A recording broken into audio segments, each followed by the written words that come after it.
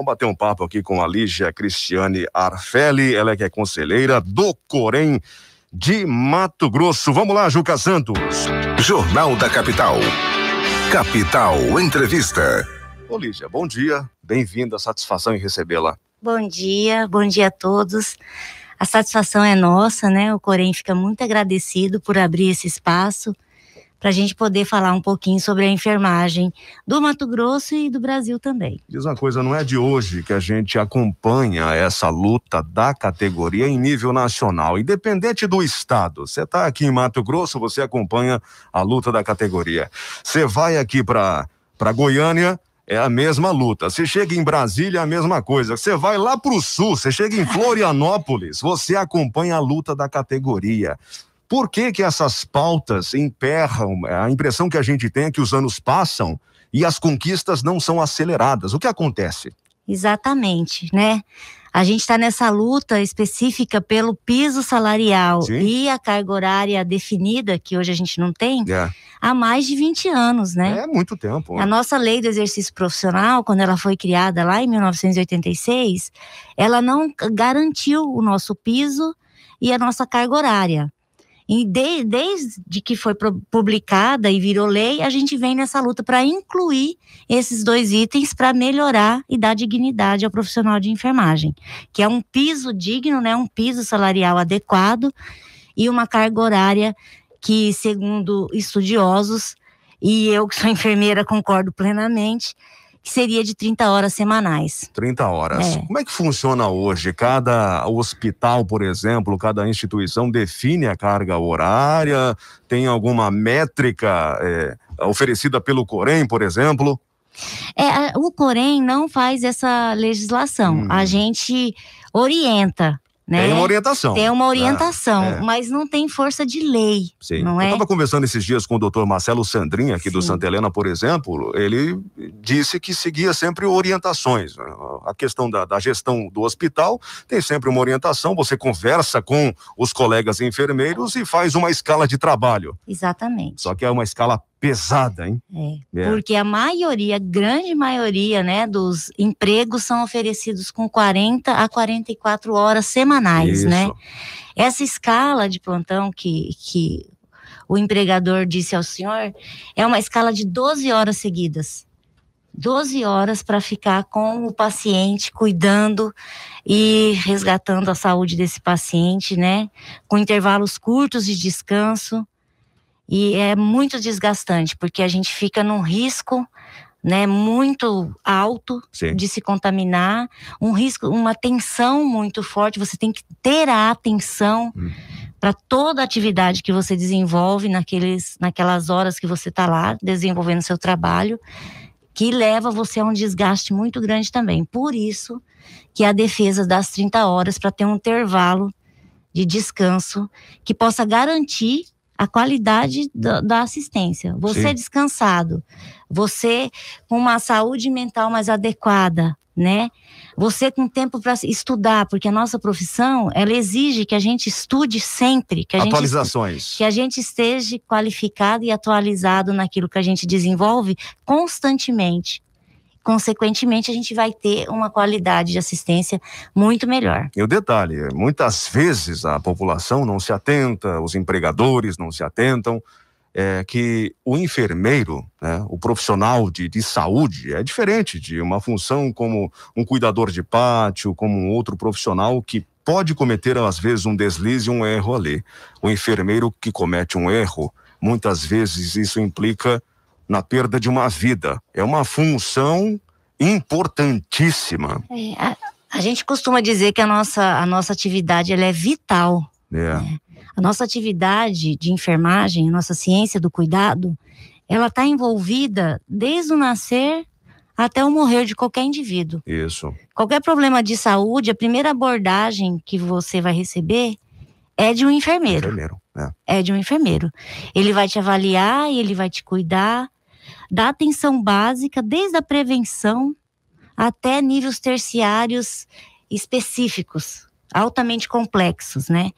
Então, é uma atividade, e inclusive está com essa complexidade 24 horas por dia. Certo. Então, exige dele muita atenção e muito conhecimento científico, né? Para desenvolver um cuidado que leve essa pessoa a restabelecer sua qualidade de vida, sua saúde e sua qualidade de vida. Porque um erro da enfermagem pode sim chegar a um prejuízo da qualidade de vida, deixando sequelas. Claro, claro. E pode até significar a morte de alguém. Você percebe mudanças no tratamento e também no que é oferecido de unidades públicas para particulares? Tem isso observado no dia a dia? No trabalho da enfermagem, no cuidado, não vejo essa diferença. Mas e nas horas, o que é exigido? Na rede pública hoje, infelizmente também, a maioria da carga horária exigida é de 40 horas. São poucos os profissionais que hoje exercitam 30 horas, certo, né? Num tempo outrora, por exemplo, no estado de Mato Grosso, existe uma lei que o profissional de enfermagem deve trabalhar 30 horas. E já foi feito concursos no estado de Mato Grosso por conta desta lei. Mas como não foi feito mais concurso, os contratos são de 40 horas e isso vem se perdendo. E essa lei também só vale para os empregados públicos do estado. Certo. Não vale para a rede privada e nem para os municípios. Então, a gente tem pouco profissional fazendo atividade de 30 horas. A grande maioria 40 horas. O que pode ter diferente são as gestões, né? Gestão pública e gestão privada. Isso pode interferir na qualidade ali do ambiente de trabalho, né? O recurso, digamos assim, material. Sim. Mas a atividade do enfermeiro, ele é um conhecimento científico, não depende do gestor ou do empregador. Depende do seu conhecimento, da sua qualificação e da sua atuação como profissional. Uma outra atuação que eu percebo, assim, muita correria, muito estresse, em que os profissionais trabalham no limite aqui, até em função do acúmulo da função. A gente percebe que em regiões um pouquinho maiores, mais desenvolvidas, a gente tem uma separação. Você tem o SIAT, né, o Serviço Integrado de Atendimento ao Trauma, situações de trauma, corpo de bombeiros, aí você tem um médico bombeiro, você tem ali o enfermeiro, que muitas vezes também é um militar, né? E você tem o SAMU, né? O Serviço de Atendimento Móvel de Urgência, que cuida mais de casos clínicos. Quando temos muitos casos acontecendo ao mesmo tempo, há uma ação integrada, né? Que é muito bonita. Mesmo numa situação de sinistro, você vê a atuação das duas equipes integradas, muitas vezes até numa situação de acidente. Você acredita que a ausência dessa estrutura aqui em Mato Grosso acaba contribuindo para um nível ainda maior de estresse dessas equipes que acumulam funções? Olha, não, porque primeiro, não há, aqui há essa integração. Uhum. O que não tem aqui no estado de Mato Grosso é um corpo de saúde militar. O Corpo de Bombeiros do estado de Mato Grosso não tem profissionais de saúde na sua corporação. Então, ele não pode exercer essa atividade. Mas toda a expertise e o desenvolvimento do trabalho dos bombeiros, ele é integrado, sim, com o Serviço Móvel de Atendimento, que é o SAMU. Então, a gente trabalha junto, sim. A gente só não tem, eles não têm a equipe de saúde. Mas o serviço é integrado. Eu sou enfermeira do SAMU, já atuei no resgate, na rua, né, por Sim. muitos anos. Hoje estou na Central de Regulação. E é uma atividade que exige muito do profissional e é uma atividade em equipe. Sim. Não existe um resgate de enfermeiro ou de médico ou de condutor. Exige do ou psicológico, só do SAMU, né? A gente precisa, sim, de ser uma equipe multiprofissional e integrada com os outros serviços, principalmente da polícia, do bombeiro, da polícia civil, né, da polícia militar e da defesa civil, que a gente precisa muito.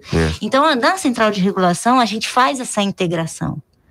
O que o resgate exige, a gente aciona. Sim. Certo? Então, a gente trabalha junto, sim. Acontece que aqui tem algumas corporações que têm, outros não têm. Então, por isso que a gente não tem o SIAT do Corpo do Bombeiro aqui no estado de Mato Grosso. Mas o bombeiro tem o SAMU. E a gente tem um bombeiro. Certo. Você está na Central de Regulação do Estado. Do SAMU, né? Da estrutura do SAMU, é isso. Eu estou na central de regulação do SAMU. Existe a central de regulação de leitos. Ah, sim, que é um outro departamento. Regula leito, regula resgate. Sim.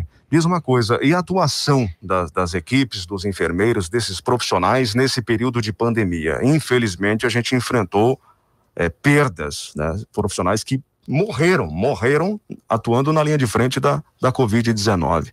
Quais são os números? Infelizmente, são números nesse momento, né, que acabam estimulando vocês nessa luta também.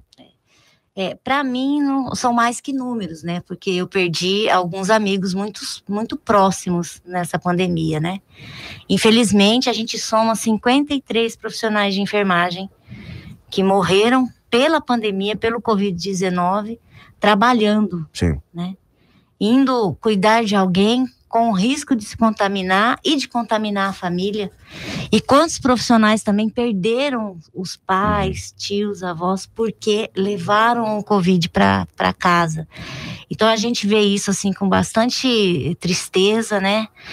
A gente acompanha e a gente, enquanto Conselho Regional de Enfermagem, a gente não ameniza na fiscalização, no monitoramento dessas unidades de saúde para manter uma condição de trabalho minimamente adequado, com EPIs para esses profissionais estar protegidos, com qualificação permanente para melhorar cada vez mais o uso e a proteção dele próprio e dos outros, da família dele, né? Então, a gente vê com bastante tristeza essa perda. A gente diz que essa é uma situação que implementou, que a pandemia implementou para o profissional de saúde, porque a gente sempre trabalhou com doenças contagiosas e graves e complexas e epidemias. A gente sempre esteve lá na linha de frente. Situações virulentas e por aí vai. Mas a gente nunca teve um número tão grande de morte causado pela pandemia, né?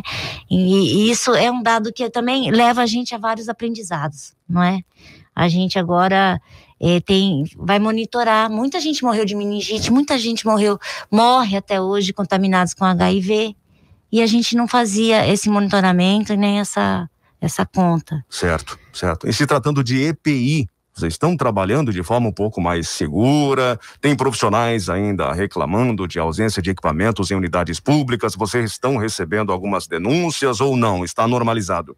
Com relação à EPI, no começo da pandemia, a gente teve muitos problemas com EPI. Tivemos. Muitos. Do lado de Várzea Grande mesmo, a gente teve várias denúncias. Né? Até de usar saco plástico. Exato. Rondonópolis também tivemos denúncias graves. Nossa, a gente teve muitas. Houve uma melhora significativa, né? Porque também a gente teve muita cobrança, a gente fiscalizou e a população como um todo também, da enfermagem, né, ficou monitorando.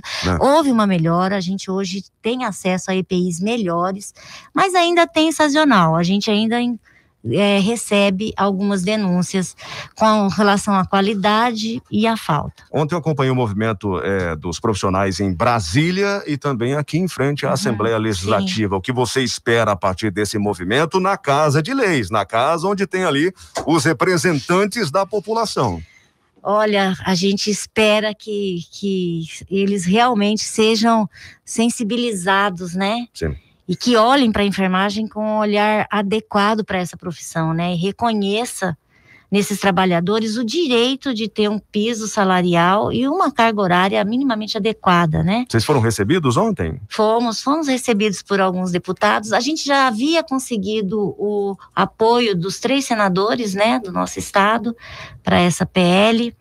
Esse movimento aconteceu no Brasil todo ontem, porque ontem marca o Dia Internacional da Enfermagem, né, o Dia do Enfermeiro, e a Semana da Enfermagem, que vai até o dia 20. Certo. Então, essa semana é para ser marcada com vários movimentos de luta e de solicitação de apoio para a PL 2564, né?